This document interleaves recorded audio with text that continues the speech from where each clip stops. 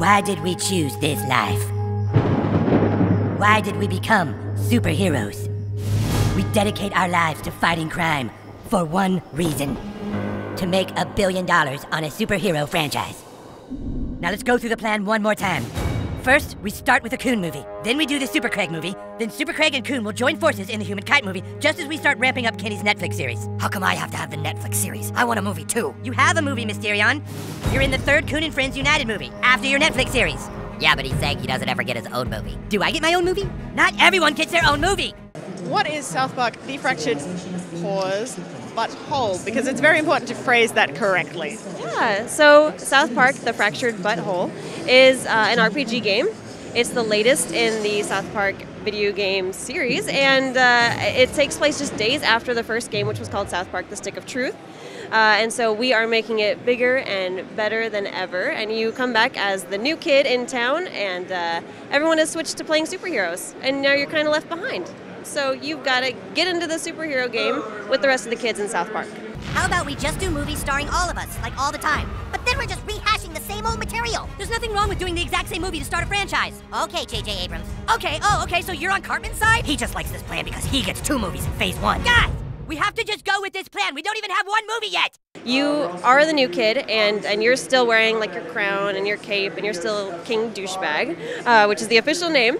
And all the other kids have changed to playing superheroes. So you are kind of on a mission to find Eric Cartman, the character in the show, who plays the Coon, and he's kind of the ringleader of the Coon and Friends. And so he's saying, nope, we're playing superheroes now, and you can't play because you're not cool enough.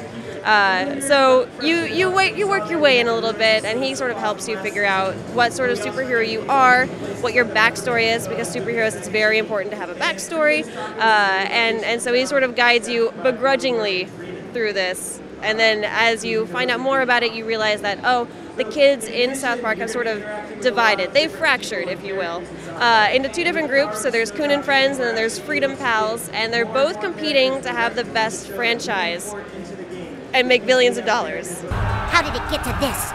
How did we grow so far apart? You go with the plan. Maybe we'll just go and do our own franchise. Yeah. Oh, you want Civil War? Is that what you want? Yeah, dude, it's Civil War. You. Oh, you get out of my house. We'll make way more money on our franchise. Go ahead. I bet you don't even get halfway through phase 1 on your franchise, DC Comics.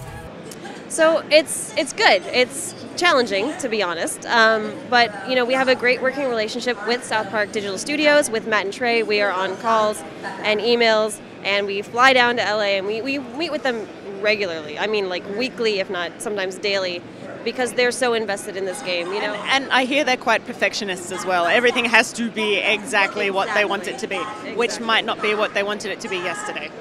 Yes, that's true.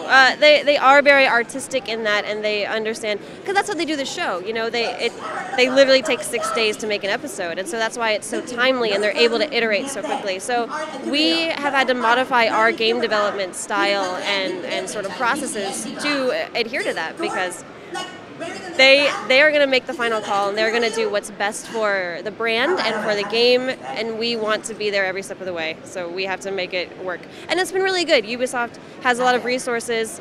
We've done a lot of big games before, a lot of AAA games, and so this one is really getting up there in terms of support and in terms of the level of quality that we have too. So it's been a lot of fun. So for people who have played the original game, what has carried over from that, but more importantly, what has changed from the Stick of Truth in terms of the actual gameplay and the way that things fit together?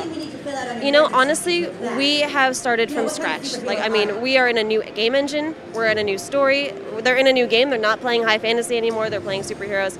So we really wanted to dive deep into the superhero sort of motifs that you see and make it feel not just like a reskinned version of the first game. It's certainly not that. So we really have taken a deep dive into some of the new features in our game. We took a hard look at the feedback that we got from the first game, and we said, all right, combat was a pain point.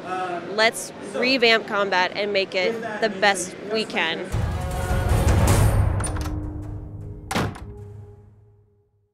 I thought Civil War wasn't supposed to happen until phase 3. Shut up, Super Craig.